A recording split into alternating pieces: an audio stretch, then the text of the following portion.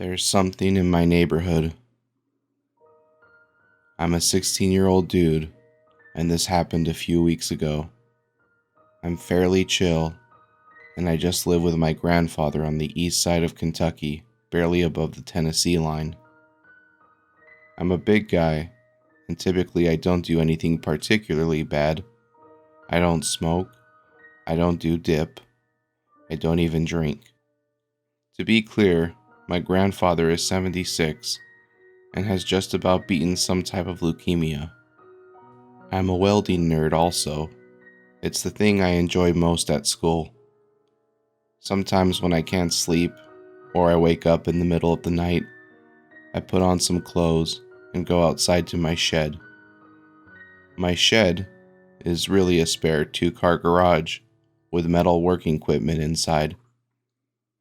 I find the sound of the arcs pleasing to my ear when I'm tired, and it can help ease my mind, as I'm a nervous person to begin with.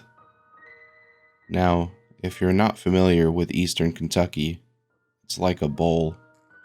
Mountains surround you 360 degrees, and things like coyotes and snakes are common to see rummaging around at night. They don't really scare me, because the path to my shed is well lit and concrete. I have a few windows in the building. All but 2 are broken out from stupid shit I did as a little kid inside the shop. It is actually brighter than my bedroom. There's plenty of light, so I turned my ventilation on, set up my welder, and started welding on some scrap metal to practice the 3F position, also known as vertical welding. I do this a lot, and no one really minds as my ventilation system is rather quiet, and you'd have the hearing of a bat to notice it in the other house. I'm sat there in my metal stool, and something is wrong. I'm a pretty talented welder by nature. It comes as natural to me as breathing. So when my welds looked shaky and there was spatter everywhere, I knew something was wrong. My welder was set right, so I hadn't bumped it with my knee when welding. I heard something, like a cowbell. My neighbor has a cow in his yard, so I figured she got out. It happens quite a lot. So I looked outside and didn't see her anywhere. This isn't a calf. This is a nearly full-grown cow that weighs upward of 1,200 pounds. They don't just vanish into thin air. I checked another window, and I could barely see anything. My shed may be bright, but the trees block most of that light at night. But I did see something. Now, I kinda wish I hadn't seen. It was deformed, weird and long. It had fur. So I thought I was just looking at a coyote pack, but no. This thing was too big to be a coyote or a wolf, and too skinny to be a bear. Imagine the stereotypical Bigfoot and starve him. That's what this thing looked like.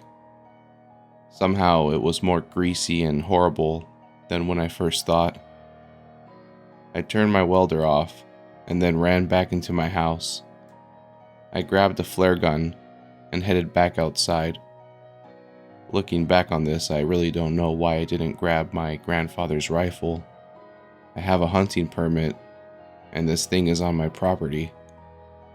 Somehow in my head, shooting a flare at it was the best idea since inventing electricity. So I opened the window, took aim, and shot a flare at the thing. I don't think I regret anything more than I regret that.